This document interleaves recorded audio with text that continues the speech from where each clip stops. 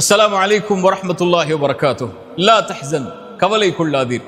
என் தோழனே, நீ பிரம்மாண்டமாக நினைக்கக்கூடிய இந்த உலக வாழ்வென்பது ஒரு வீட்டை போன்றது. ஒரு வாசலின் வழியாக நுழைவாய், இன்னொரு வாசலின் வழியாக வெளியேறுவாய். அந்த இடைப்பட்ட நேரத்தில் நீ வாழக்கூடிய தங்கக்கூடிய அந்த இடம்தான் இந்த உலக வாழ்க்கை.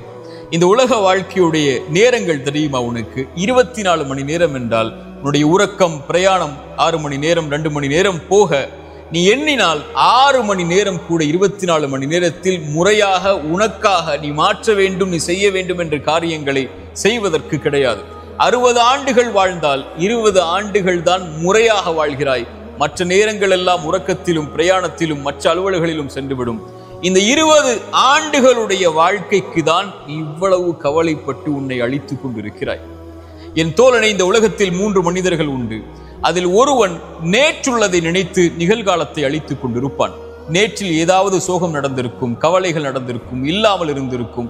அதை எண்ணி அதே கவலையோடு நிகழ்காலத்தையும் அழித்துக் கொண்டிருப்பான்.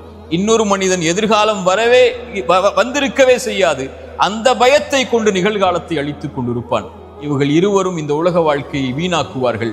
இன்னொரு மனிதன் உண்டு, அவன் நிகழ்காலத்தில் ஒவ்வொரு நிமிடத்தையும் நேரத்தையும் கணக்கிட்டு கடந்த காலத்திலிருந்து எடுத்து வந்த பாடங்களையும் படிப்பினைகளையும் கொண்டு வாழ்வை செதுக்கி அவன் எதிர்காலத்தின் தயாரிப்போடு தன் இறைவனை நோக்கி சென்று கொண்டிருப்பான்.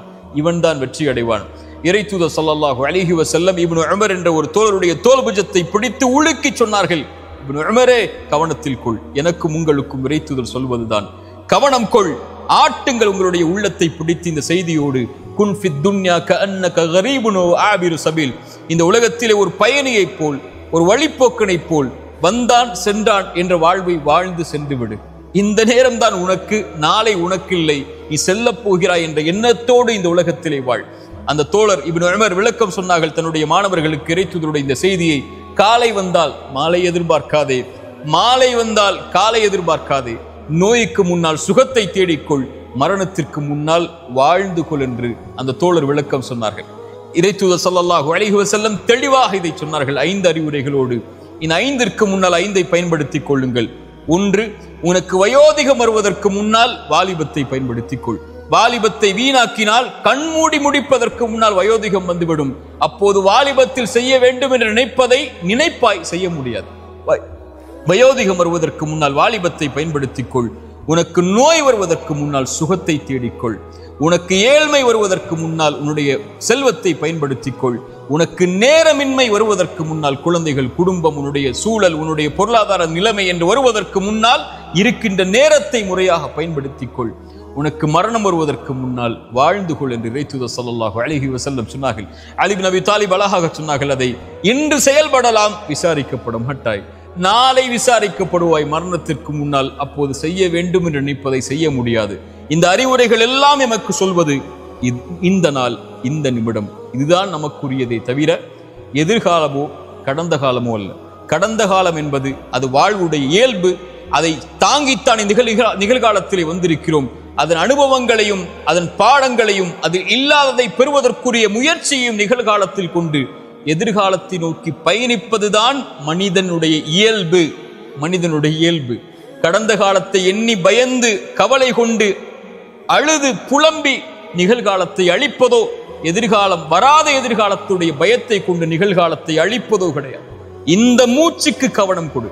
அடுத்த நாள் காலையில் வெளிப்பதற்கு இறைவன் அவகாசத்தை உனக்கு கொடுத்தால் இறைவனுக்கு நன்றி சொல்லி, இறைவா, இந்த நாளில் என்னை நான் சரிபடுத்துகிறேன். கடந்த காலமே என்னிடத்திலே வந்து விடாது. உன்னை குறித்து நான் கவலைப்பட போவதில்லை. உன்னை நினைத்து நான் அழப்போவதில்லை. நான் இழந்த இழப்புகளை நினைத்து நான் ஏங்கப் போவதில்லை.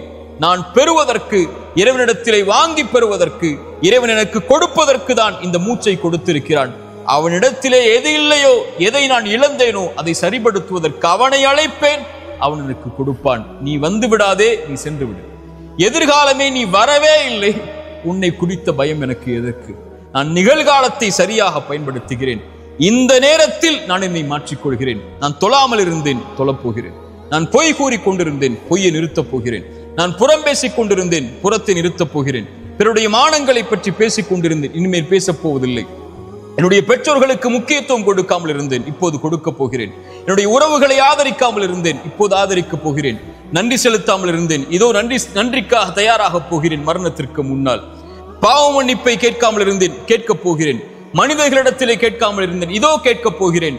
இந்த நிமிடத்தை நான் சரிபடுத்தப் போகிறேன் என்ற உறுதியோடு இறைவனை நெருங்குங்கள்.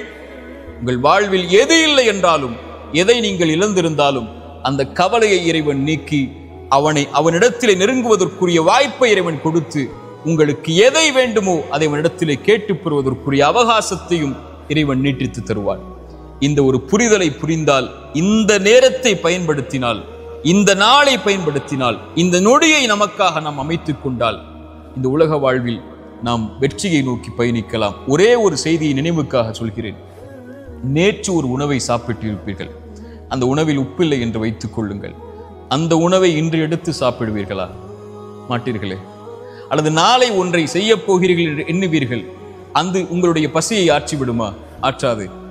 ஒரு உணவுக்கே நீங்கள் இப்படி என்றால், ஏன் கடந்த காலத்தில் நடந்த செயல்களையும் நினைவுகளையும் கொண்டு, அல்லது வராத உணவை கொண்டு, வராத எண்ணங்களை கொண்டு, நிகழ்காலத்தில் கவலை கொண்டு இதை அழித்துக் கொண்டிருக்கிறீர்கள்? வாழ்வென்பது மிக அற்பமானது, மிக குறுகியது. கண்மூடி முடிப்பதற்கு முன்னால் நாம் வாழ்வை முடித்து விடுவோம். அதற்குள் இந்த வாழ்வை இறைவனை சந்திப்பதற்கான தயாரிப்போடு வாழ கற்றுக்கொள்ளுங்கள். இறைவன் அதற்குரிய வழிகளையும் விசாலங்களையும் நம்முடைய வாழ்வில் ஏற்படுத்துவான். அஸ்ஸலாமு அலைக்கும் வரஹ்மத்துல்லாஹி வபரகாத்துஹு.